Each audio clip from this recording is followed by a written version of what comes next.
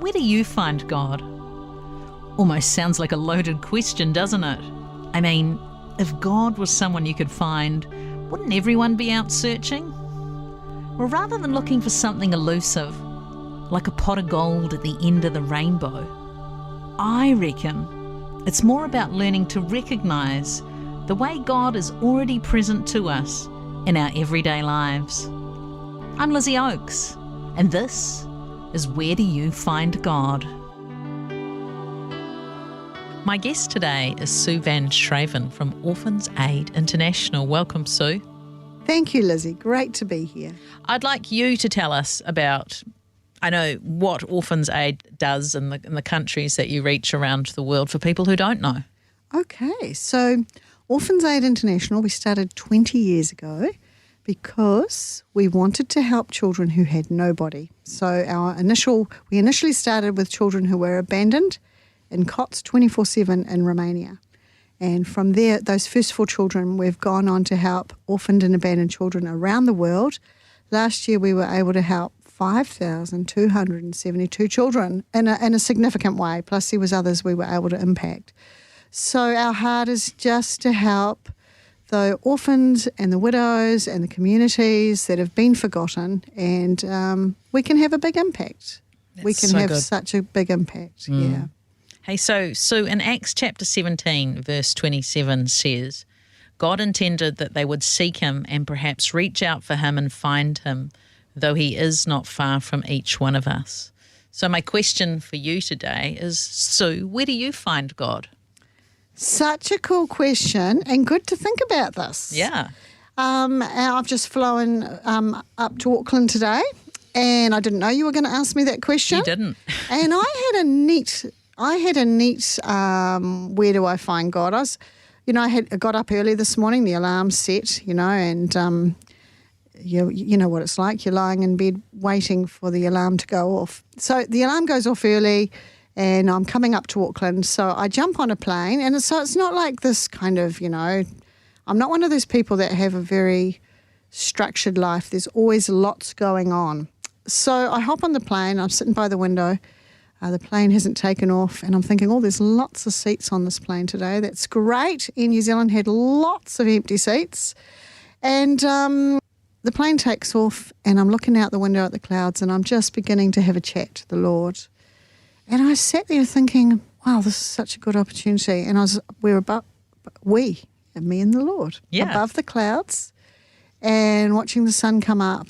And I thought, I just began to talk to the Lord and began to remember my family and loved ones, people in our projects, staff at Orphans Aid, and began to just chat to the Lord about everything. Because, sometimes we forget to talk to him or ask him about some of the everyday things that hassle us. And as I sat there, I just began to sort of feel the Lord's peace. And it was really good just to take a moment to think about what haven't I talked to the Lord about recently. And then you begin to feel the Lord ministering to you. And so actually there was nobody around any of the seats anywhere. So I actually just had my hands open to the Lord and say, Lord, just fill me for today.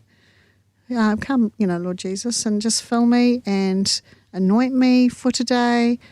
And you begin to feel the Lord's peace. And I don't know about you, Lizzie, but sometimes I feel that the Lord ministers to me. A song will come into my mind. A few of the songs came into my mind. You're just sitting there peacefully, and he gave me Beauty for Ashes. Oh, I love that one. Yeah, the oil of joy for mourning, the garment of praise for the spirit of heaviness. And,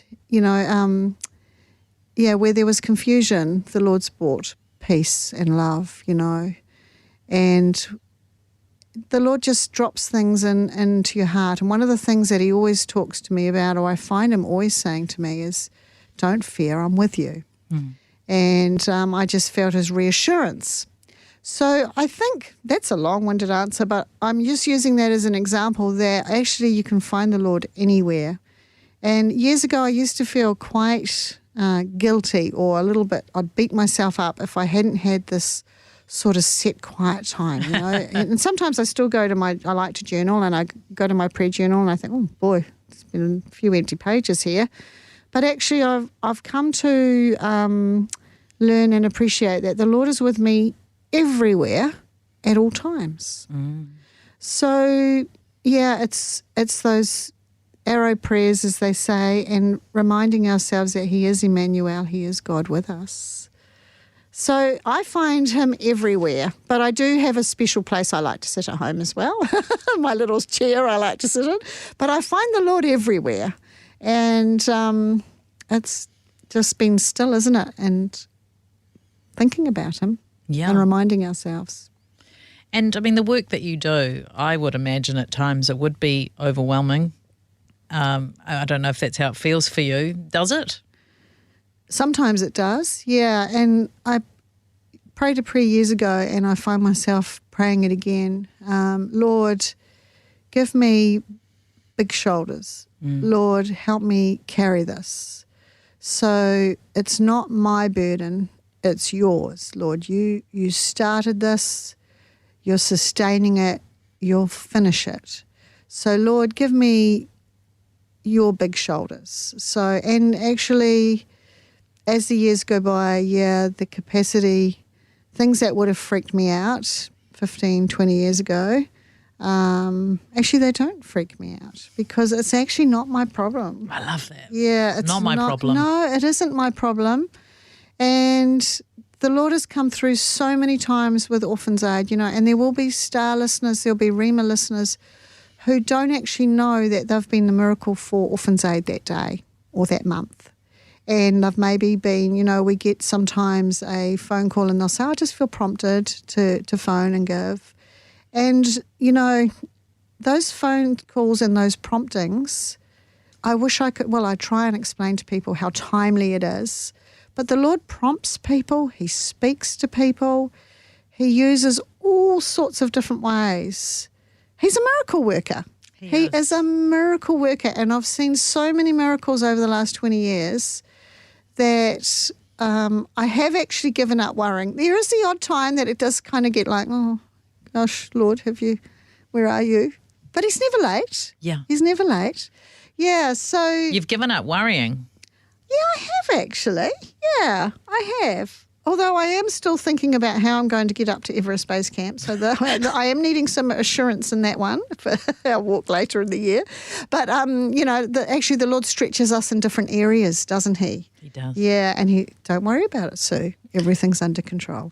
So this God that you find everywhere, and you had a special time with him on the plane this morning, what's he like? He's closer than a brother. Yeah. He's closer than our very breath. Yeah, he's right there with us. He's interested about our life. He's interested about our pets. He's interested about what we're eating. He's interested about the child living under the cardboard piece of paper on a slum in India. He's seen that child. He's interested in you and I, and yet he's big enough that he's got the whole world in his hands. So isn't that absolutely incredible that he knows the number of hairs on our head, and yet he knows what's going on in our world, and he knows the turmoil, and we can't see the answers in places like, you know, the Middle East or what's happening in Eastern Europe. But he knows the beginning from the end, and he's got it all sorted.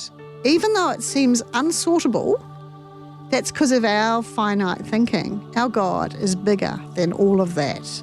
That's incredible. That is incredible. Yeah.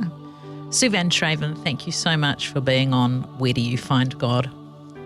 If you'd like to listen again, tune into Star each Wednesday morning at 10:30, or listen and subscribe via your favourite podcast app and give us a review so others can find us.